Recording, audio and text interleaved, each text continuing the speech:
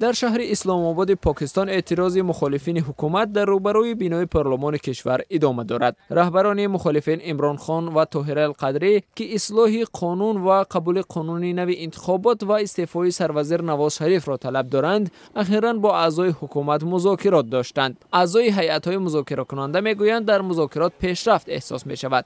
اعتراض در میانه‌های ماه آگوست آغاز یافته اسلام آباد را به سر و سامان کرده است.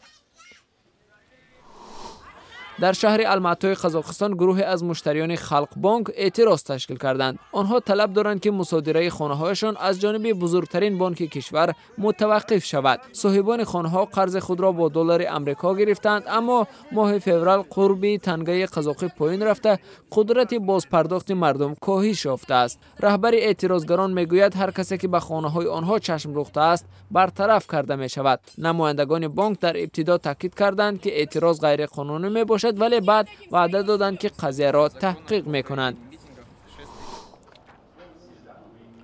در شهر کابل افغانستان نشست مخصوص بخشیده به میراث احمد شاه مسعود فرمانده مشهور افغان دایر شد. احمد شاه مسعود ماه سپتامبر سال 2001 به قتل رسیده است. در این نشست همچنان به ضرورت وحدت مردم افغان تاکید نمودند، زیرا اختلاف دو نامزد کرسی پرزیدنتی افغانستان اشرف غنی و عبدالله عبدالله می تواند کشور را ناآرام کند. تا کنون مذاکرات نمایندگان دو نامزد به جای نرسیده است.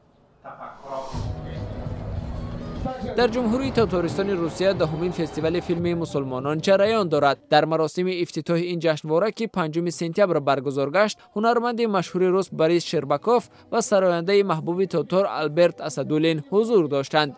در جشنواره 50 فیلم از 22 کشور عالم شرکت دارند. فستیوال یکی از مهمترین چهاره‌بینی‌ها در شهر قزان به شمار می رود. امسال پایتخت تاتارستان پایتخت فرهنگی عالم ترک زبان انتخاب شده است.